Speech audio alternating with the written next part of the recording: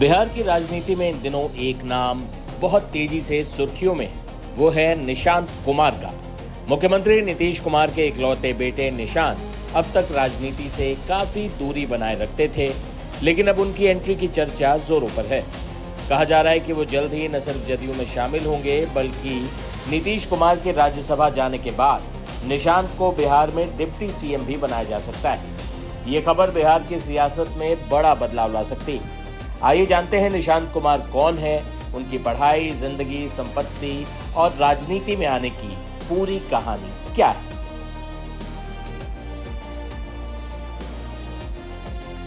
राजनेताओं के बच्चों से बिल्कुल अलग, सहज और सादा नजर आने वाले निशांत कुमार का जन्म 20 जुलाई 1975 को हुआ था।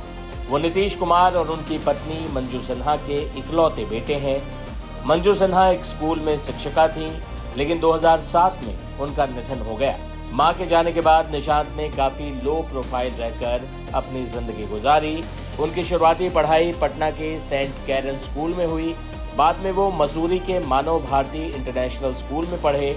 इसके अलावा वो पटना साइंस कॉलेज में भी पढ़ चुके हैं और रांची के Birla institute of technology BIT Mishra गए। यहाँ से उन्होंने सॉफ्टवेयर इंजीनियरिंग में डिग्री ली। BIT मिश्रा में उनके दोस्तों में कई बड़े नाम शामिल थे, लेकिन खास बात यह है कि BIT में पहले 2 साल तक किसी को पता ही नहीं चला कि निशांत नीतीश कुमार के बेटे हैं।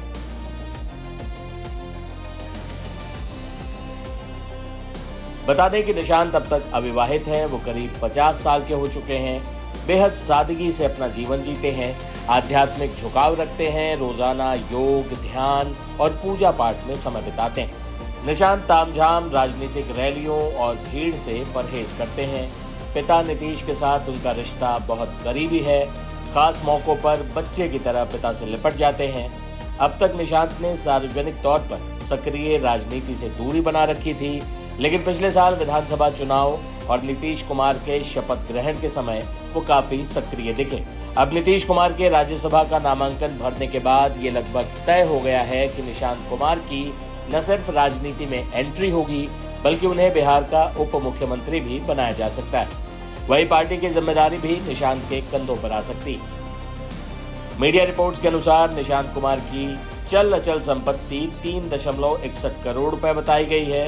इसमें पुश्तैनी खेती योग्य जमीनें, आवासीय भवन आदि शामिल है। संपत्ति का बड़ा हिस्सा उनकी स्वर्गीय मां मंजू सिन्हा के निधन के बाद उन्हें विरासत में मिला। मुख्यमंत्री नीतीश कुमार की कुल संपत्ति करीब 1,66,00,000, यानी निशांत अपने पिता से काफी ज्यादा अमीर है। निशांत कुमार की राजनीति में एंट्री पर सुनिए बिहार के नेताओं ने क्या कहा। चाहे नीतीश बाबू हों, चाहे निशी हो, चाहे मैं हूं, हम लोग साइंस कॉलेज के विद्यार्थी रहे और आप जानते हैं कि एक समय में साइंस कॉलेज का एक मानक रहा है, मेधावी भी है और कभी आपने नहीं देखा होगा वो जानता है कि मुख्यमंत्री का बेटा इतना सज्जन शरीफ कहीं दिखता है आपको? बहुत ही। और क्षमता तो है, लेकिन एक चीज समझिए, राजनीति हो कोई फील्ड हो, सब में अनुभव की जरूरत होती है ना, तो उसमें संभावनाएं हैं।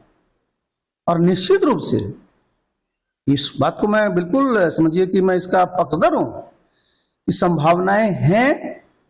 और आप जानते हैं ना, शहर सिखावे कोतवाली, जब दायित्व आता है आदमी के ऊपर तो आपकी जिम्मेवारी भी आपको समझ में आती है और अपने कर्तव्य के निर्वहन करने की भी जिम्मेवारी आपको समझनी पड़ती है। निशांत में क्षमता। सर, नीतीश कुमार जब केंद्र की राजनीति करेंगे सर, तो ऐसी स्थिति में बिहार के मुख्यमंत्री के रूप में निशांत कुमार क्या सही? देखिए, एक बात मैं बता रहा हूँ, क्योंकि आपने इस बात को छेड़ा है। मैं तो जो केंद्रीय नेतृत्व है भारतीय जनता पार्टी के, उनसे मैं एक अनुरोध जरूर करना चाहूंगा कि बिहार की जनता नीतीश बाबू को बड़े सम्मान की नजर से देखती है। उनके बड़े दुलरुआ हैं, वो बिहार के लिए बहुत काम किया है और लोगों का एक बहुत ही अटैचमेंट है। तो मैं प्रधानमंत्री जी से या उनके जितने बड़े सहयोगी में से अनुरोध करूंगा कि जब नीतीश बाबू केंद्र में जा रहे हैं तो उनके मान सम्मान में किसी प्रकार की कमी नहीं होनी चाहिए। उनको इस प्रकार के दायित्व दिए जाने चाहिए जिससे उनको लोगों को लगे कि नहीं, मेरे नेता ने जो बिहार में काम किया है, अब दिल्ली में भी हैं तो और बेहतर काम कर करके देश का और प्रदेश की विकास में अपनी भूमिका निभाएंगे। जहां तक बिहार में मुख्यमंत्री पद की बात है, तो आप तो हमसे पूछ रहे हैं, मुझे इसमें जानकारी नहीं है, लेकिन मैं चैनल में ही देख रहा हूं कि भाई अब ये है कि बीजेपी के मुख्यमंत्री बनेंगे, जो चर्चा है, मैं नहीं जानता हूं, मैंने जो चर्चा में देख रहा हूं, तो मैं कैसे कह सकता हूं कि बीजेपी में कौन मुख्यमंत्री बन सकता है। हमारे तो सबसे अच्छे संबंध है। और जेडीयू में भी अगर हमसे पूछिएगा, तो आपने निशांत का नाम लिया, तो निशांत में भी क्षमता है। और जेडीयू में सबसे वरीय नेता और सबसे विश्वासी नेता है विजेंद्र प्रसाद यादव भी, वर्षों से नीतीश बाबू के साथ काम किए हैं, उनको भी बहुत काम करने का अनुभव है। विजय चौधरी जी, वर्षों का अनुभव है, तो यहां भी कमी नहीं है। लेकिन किसको करना है, हाँ, मैं जनता दल में रहता तो मैं अपनी राय जरूर रखता। माननीय मुख्यमंत्री जी के सुपुत्र जो सादगी, संस्कारी और सार्वजनिक जीवन के लिए फिट है, ऐसे व्यक्ति को राजनीति में आना चाहिए। यह पार्टी के कार्यकर्ताओं की अपेक्षा है।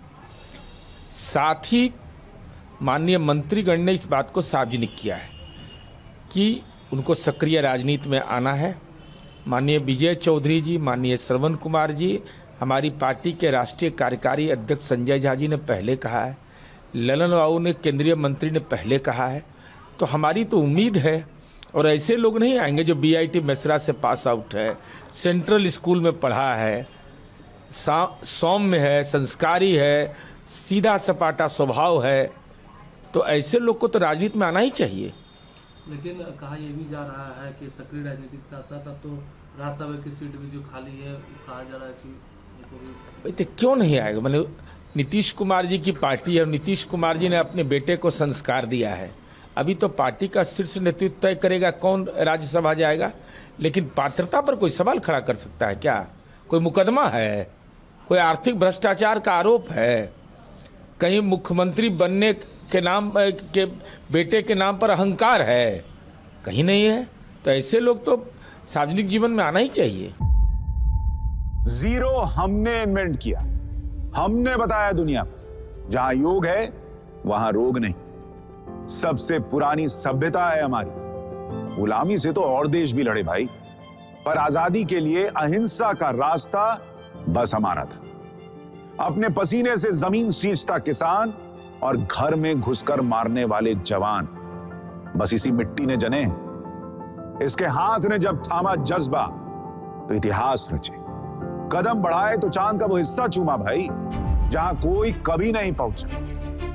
आज पूरी दुनिया में शान से लहरा रहा है तिरंगा, और इसके पीछे है गर्व से भरी अनगिनत कहानियां जो लिखी जा चुकी हैं और लिखी जा रही हैं, जिन्हें मैं सुनाऊंगा राष्ट्रगर्व रोज शाम 6:25 पर।